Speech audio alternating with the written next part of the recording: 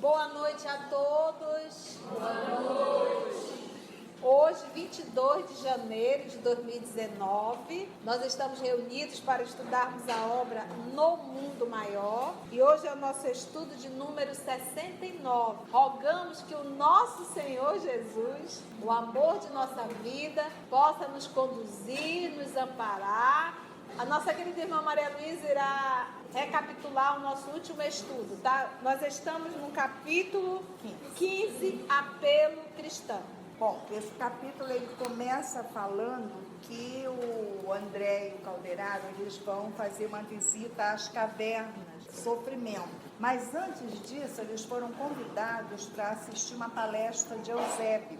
E essa palestra vai ser assistida por vários irmãos de muitas religiões, de várias igrejas, católicas, protestantes. E o André Luiz estranha. E o Calderaro, então, diz uma coisa muito interessante para ele. Ele diz: meu filho, não é a confissão religiosa que interessa. O que interessa é a atitude moral de cada um.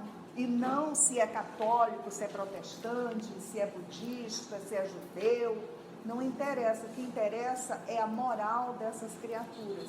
Então, eles estão em desdobramento do sono, eles vão assistir essas palestras. E ele fala também o seguinte, que quanto mais rudimentar é o entendimento, melhor para essa criatura assistir essas palestras e ter um melhor aproveitamento. Então, nós estamos exatamente aí, eles estão chegando para assistir essa palestra de um espírito chamado Eusébio. Imprimindo inflexão mais carinhosa à palavra, acrescentou o bondoso: não nos esqueçamos que, acima de tudo, nos empenhamos numa obra educativa.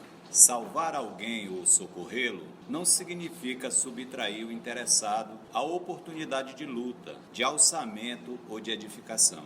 Constitui amparo fraternal para que desperte e se levante, entrando na posse do equilíbrio que caracteriza aquele que o ajudou. O Supremo Senhor não se compraz com possuir filhos miseráveis e infelizes na criação. Espalha bênçãos e dons, riquezas e facilidades eternas a mãos cheias, esperando apenas que cada um de nós se disponha a reger com sabedoria o patrimônio próprio. Como vemos, todos os setores do serviço espiritual reclamam a divina assistência. Olha lá, gente, não nos esqueçamos que, acima de tudo, nos empenhamos numa obra educativa.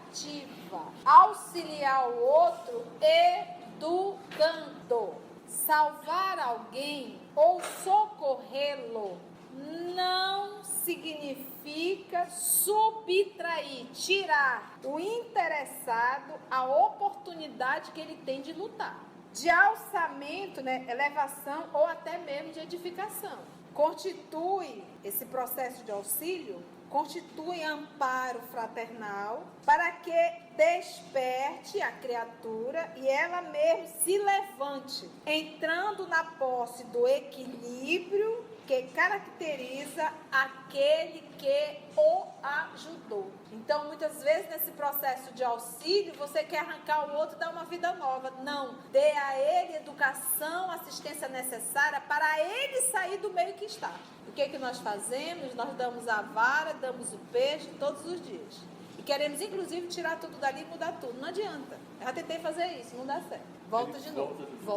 Vamos lá. Antes de mais amplas elucidações referentes ao assunto, alcançamos o campo tranquilo onde o nobre emissário se fazia ouvir. De relance, observei que a reunião, agora, não se assinalava por grande número de colegas encarnados, que ali se contavam por poucas centenas. assistidos por quantidade considerável de cooperadores da nossa esfera de ação.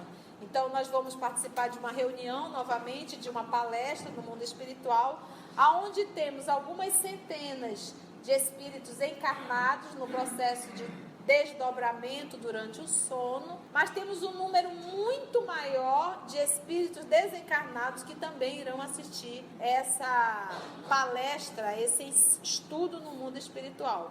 E o nosso querido André Luiz vai retratar essa reunião que teve no mundo espiritual. Ele diz algumas centenas. Gente, centenas isso não é nada para a quantidade de gente que tem na Terra. Para você ver a dificuldade de nós encarnados alçarmos a esses patamares da espiritualidade para estudar. Quase sempre a gente fica ali no ronca-ronca de cima da cama, quando não vamos para um forrobodó. Dificilmente fazemos esse movimento verdadeiro de irmos estudar.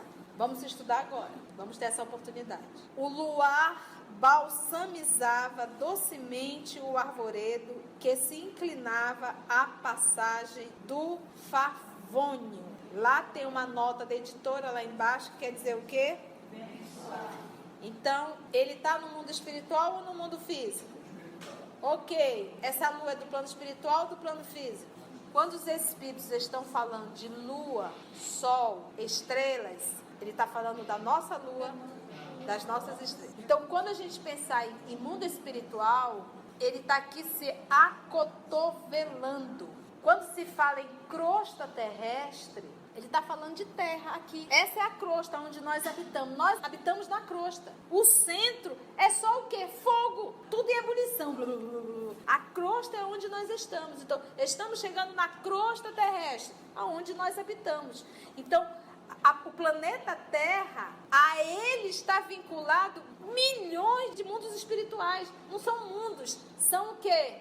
Colônias. Cada cidade tem a sua colônia. Então, quando ele está falando aqui, ele está falando da nossa lua. É uma colônia que também recebe. Porque tem colônia que ele vai dizer bem assim, e aqui é uma escuridão só. Por quê? O local ao qual eles se encontram é tão denso, tão densa a atmosfera, que vai impedindo dos raios solares penetrarem.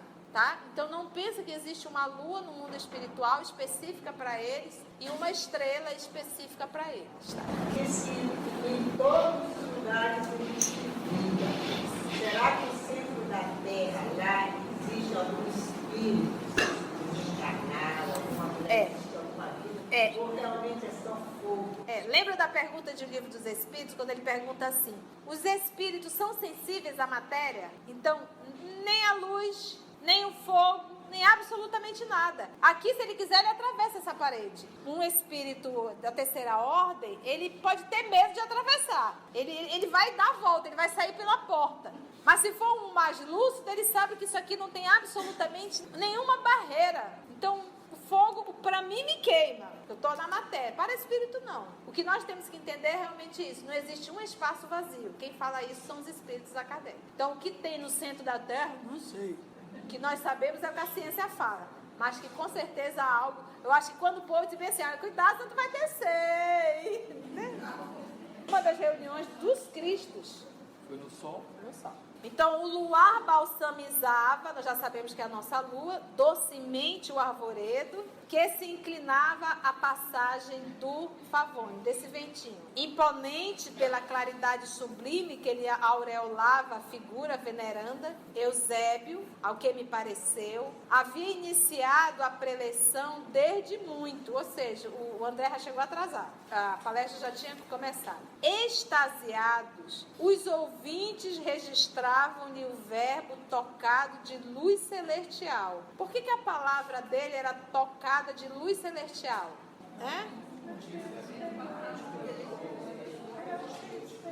O que o torna um espírito superior? A palavra dele está em perfeita comunhão com o mundo interior dele. Por isso que quando nosso Senhor Jesus nos falava e nos fala, isso cai profundamente em nossa alma. Parece que as palavras estão vivas. Por quê? Porque estão vivas, porque sai de uma alma viva. Mas quando a criatura fala de algo que não acredita e que não vive, isso não faz ressonância ao ouvinte. Então, ouvir Eusébio era ouvir palavras vivas. Por quê? Porque aquilo tinha ressonância dentro dele. Extasiado, então. Confundidos, o verbo tocado de luz celestial, com pasmo indisfarçável, a lhes alterar fisionomias. Então ele olhou assim para a plateia e disse: menino, o que está rolando aqui? Que olha como esse povo está olhando para Eusébio. Todo mundo assim, que homem é esse, né? Confundidos e ajoelhados em grande número, na relva fresca, sentiam-se repentinamente transportados ao paraíso. Vamos lá. O instrutor, envolvido em safirinos reflexos, falava com irresistível poder de atração. Agora nós estamos falando de um Eusébio. Imagina um Cristo. Se o patrimônio da fé religiosa representa um indiscutível fator de equilíbrio mental do mundo, que fazeis de vosso tesouro, esquecendo-lhe a utilização, numa época em que a instabilidade e a incerteza vos ameaçam todas as instituições de ordem, de trabalho, de entendimento e de construção? Não vos assombra, porventura, acordando-vos a consciência, a borrasca renovadora que refunde princípios e nações? Supondes possível uma era de paz exterior, sem a preparação interior do homem, no espírito de observância e aplicação das leis divinas? Por admitir semelhante contrassenso, a máquina, filha de vossa inteligência, vos anula as possibilidades de mais alta impulsão no reino do Espírito Eterno. Vamos lá. Se o patrimônio da fé religiosa representa o indiscutível fator de equilíbrio mental do mundo, indiscutível fator de equilíbrio mental do mundo, esse momento que o planeta Terra está vivendo, os terráqueos, o índice de suicídio, o índice de depressão, o índice enorme de síndrome do pânico, nunca consumimos tantos medicamentos psiquiátricos como nesses últimos tempos. Isso é o apocalipse. Essa é a guerra. Esse momento é o final. Antes era o teu inimigo que te matava, hoje é você que se mata. Nunca tivemos tanto suicídio. Essa é a peste. Esta é a besta. Esta é a guerra que nós estamos vivendo. Então não são mais lutas externas, são internas. E esse desespero todo é a ausência do quê? O patrimônio da fé religiosa. Não é de religião, é religiosa, de religiosidade íntima. Então, quando ele diz, se o patrimônio da fé religiosa representa o indiscutível fator de equilíbrio mental do mundo, então, se não estamos tendo esse equilíbrio mental, é porque nos falta o quê? O patrimônio da fé religiosa. O que leva um ser humano a um desequilíbrio psíquico total, se não a ausência da fé. A ausência da fé, gente, a fé não assim, Deus vai atender às minhas vontades. Não há mais como pensar em fé dessa forma. A fé é, aconteça o que acontecer, eu tenho certeza que é o melhor para a minha pessoa, que é o melhor para eu espírito. Eu jamais venho a enlouquecer, a me desesperar, porque eu não me sinto em hipótese alguma desamparada. Então é isso que nos falta, esse patrimônio da fé religiosa. A gente enlouquece por qualquer coisa, a gente surta até se você estiver parada para estacionar dando sinal e vem um capeta do quinto dos infernos e enfia o carro primeiro que você. Você é capaz de esquecer todo o estudo do evangelho, subir no carro e dar no cidadão. Isso nos falta o quê? O patrimônio da fé religiosa. Que fazeis de vosso tesouro? Aonde está o reino de Deus? Está onde? Coração, sentimento, dentro. Então, se o reino de Deus está dentro de mim, quem é o dono desse reinado? Que está onde? Então, eu, na condição de súdito, devo respeitar esse reinado que não é meu, é dele, que é o meu mundo íntimo. que é o meu mundo interior. A fala de Emmanuel no Consolador. O santuário de Deus. Ele usa o termo santuário. Então eu não tenho direito de perturbar o santuário de Deus que está em mim. Muito menos se alguém entrar na vaga que eu acho que é minha. Então olha o meu comprometimento com o Pai. Então, meus irmãos, as lágrimas, o desespero é a ausência dessa fé. É a gente entender o propósito da vida, o objetivo da vida. Não é meu espírito, é eu espírito, é meu Pai, é uma existência. A morte faz parte da vida com V maiúsculo. As patologias também fazem parte da vida. Um dia eu vou adoecer, um dia eu vou ter a notícia, olha, vai morrer. Tu diz, novidade, eu já sabia que uma hora todo mundo vai, o senhor também vai, eu vou, todo mundo vai. Na fala de Sócrates, né? A sua esposa avisa, você está condenado à morte. Ele diz, todos estamos, inclusive os juízes que me condenaram. Eles também estão condenados à morte. Quem não está? Ela diz, mas a sua prisão é injusta. E você queria que fosse justa? Queria que realmente eu merecesse isso? Que tivesse feito o erro? Então, meus irmãos, quando ele fala isso aqui, o patrimônio da fé religiosa representa o indiscutível, não tem nem o que discutir, fator de equilíbrio mental do mundo. Então, se eu me vejo em um desequilíbrio, eu posso ter certeza que me faltou esse patrimônio da fé religiosa. Continua ele. Que fazer de vosso tesouro, a fé? Não amontoeis tesouros. Aqui ele está no Novo Testamento. Não amontoeis tesouros na terra, aonde os homens roubam e as traças corroem. Por que tesouro? Porque muitos de nós amontoamos tesouros na terra porque nós temos muito mais fé no ter do que do ser. Eu me sinto muito mais segura tendo uma conta recheada do que ter consciência tranquila com o Pai. Eu tenho muito mais segurança num trabalho, sou concursada, do que realmente a fé em Deus. Eu acredito muito mais no que eu possuo do que naquilo que eu não consigo nem perceber. Não amontoeis tesouros na terra, porque tesouro é aquilo que eu valorizo e aquilo que eu cultuo. O Deus que tu adora é o Deus que tu serve. Não é assim que nós vivemos? Eu estou mentindo? Eu me sinto seguro se eu tenho uma conta recheada. Eu me sinto segura se eu estou num trabalho que me garanta aí uma encarnação de grandes coisas.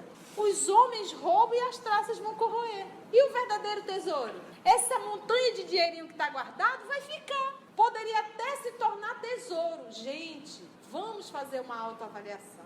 Vamos ver se realmente é cuidado ou se nós somos avarentos.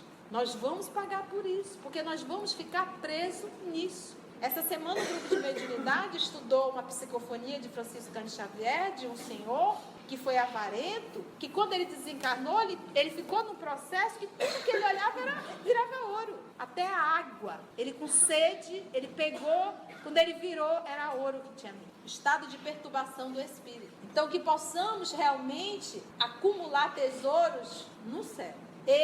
Nós quase sempre não nos preocupamos. Aquele recurso que temos, poderíamos até nos ajudar a construir tesouros. O que a gente vai? Que se aprisiona. Aí desencarna e vai ficar tentando meu dinheiro.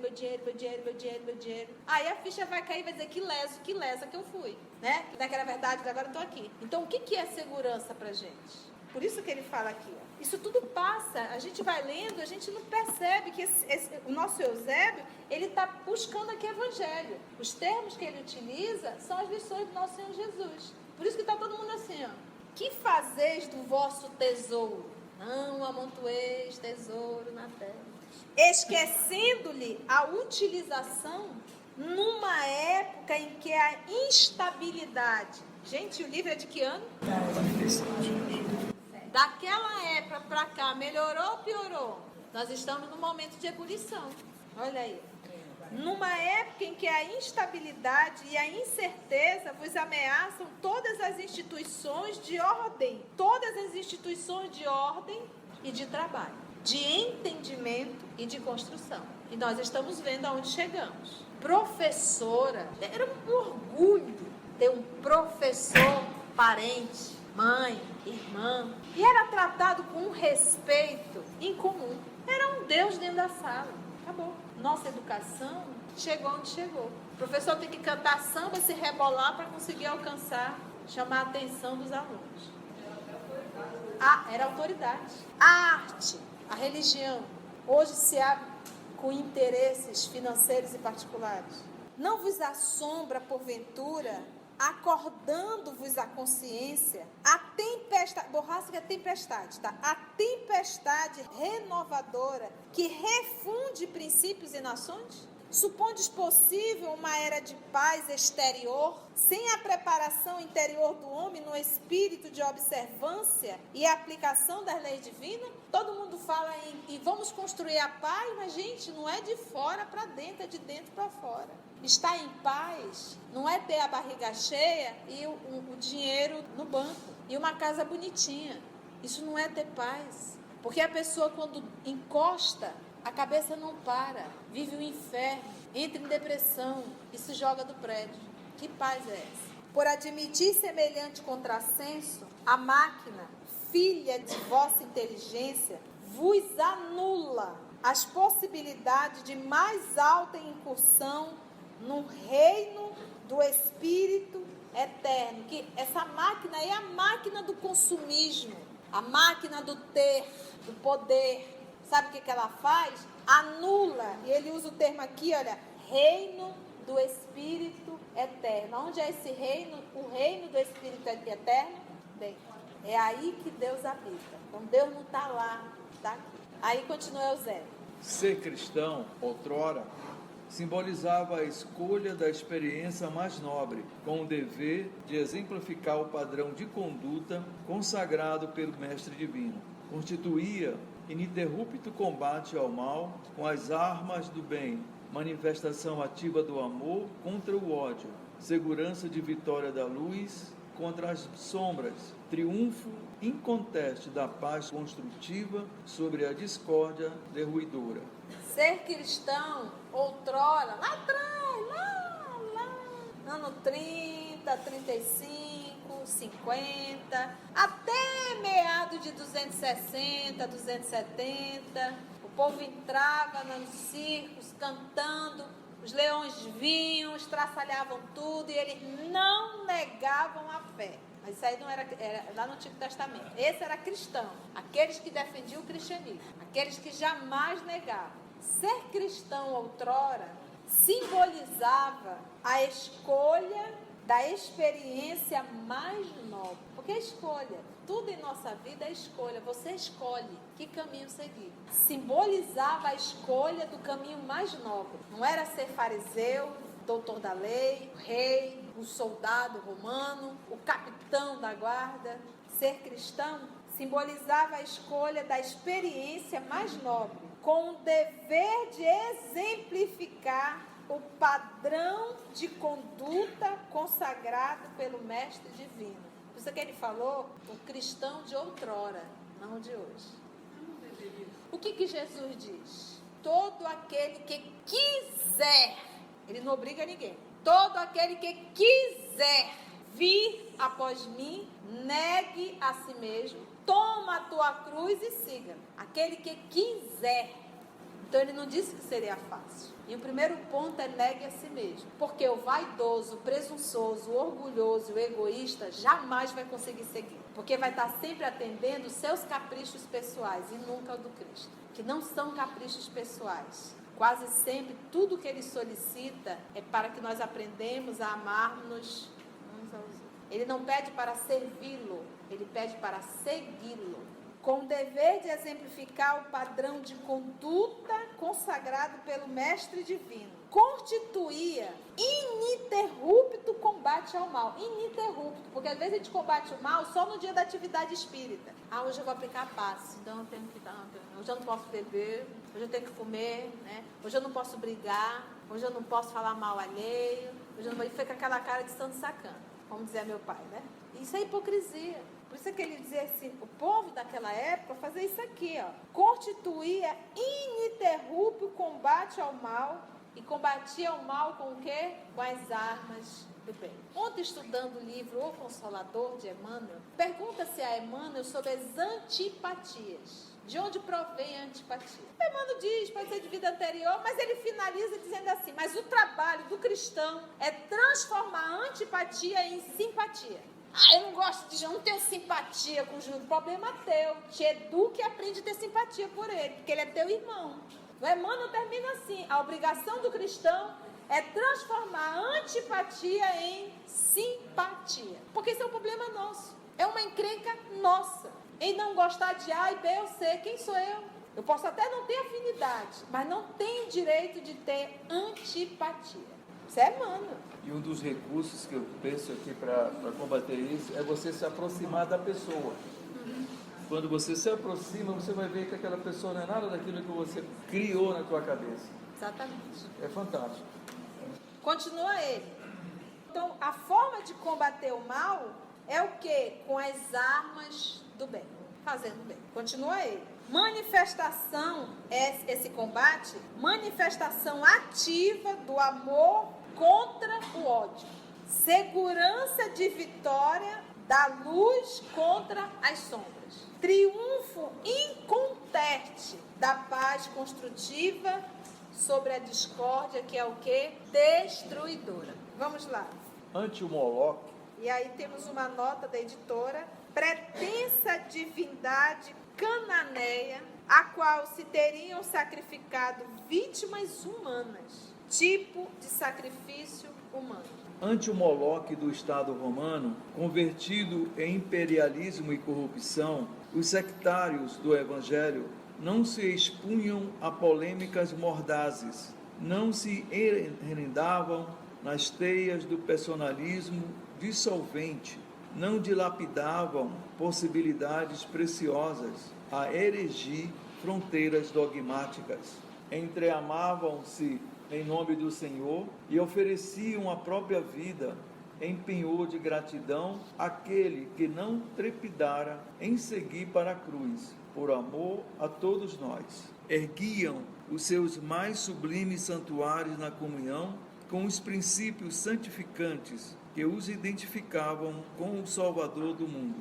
Sabiam perder vantagens transitórias para conquistar os imperecíveis tesouros celestiais. Sacrificavam-se uns pelos outros na viva demonstração do devotamento fraternal. Repartiam os sofrimentos e multiplicavam os júbilos entre si. Morriam em testemunhos angustiosos para alcançar a vida eterna. Guerreavam os desequilíbrios de sua época e de seus contemporâneos, não a golpes de maldição, nem a fio de espada, mas pela prática da renunciação, submetendo-se a disciplinas cruéis e revelando, nas palavras, nos pensamentos e nos atos, a mensagem sublime do Mestre que lhes renovara os corações. Vou começar, mas não vai dar tempo de terminar. É muito bom esse parágrafo. Então, vamos lá. Essa pretensa divindade do reino, do Estado romano,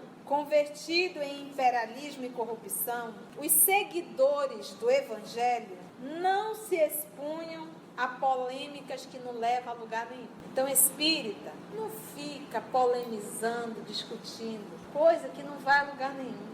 Se o outro chegar contigo e disser bem assim, eu não acredito em reencarnação, tu diz, tá, acabou. Você acredita? Não acredito, eu sei.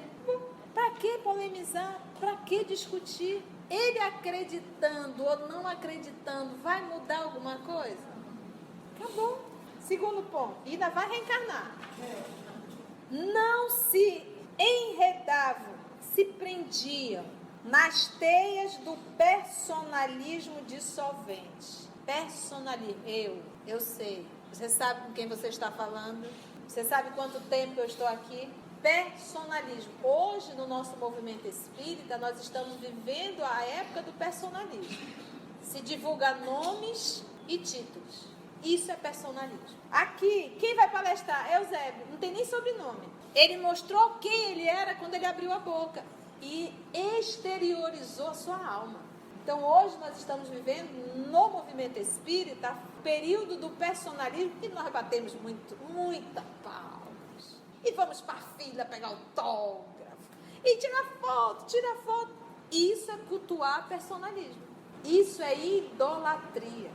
Prendiam nas teias do personalismo dissolvente, não dilapidavam possibilidades preciosas a construir fronteiras dogmáticas. Quantas vezes nós deveríamos estar fazendo um trabalho lindo, e a gente perde 3 horas em reunião, fazendo nada com coisa nenhuma, criando um monte de dogmas, um monte de regrinha. E o povo está passando fome. Fome moral, que é a pior fome. O povo está se matando. O índice de suicídio enorme, o índice de depressão enorme, a gente está discutindo. Isso é o que ele diz aqui, ó. Não se prendiam nas teias do personalismo dissolvente, não dilapidavam, destruir mesmo, possibilidades preciosas para o quê? Construir fronteiras dogmáticas, de divisão ainda. Entreamavam-se em nome do Senhor e ofereciam a própria vida. Entreamavam-se. Isso nos fala em nós, Espírito.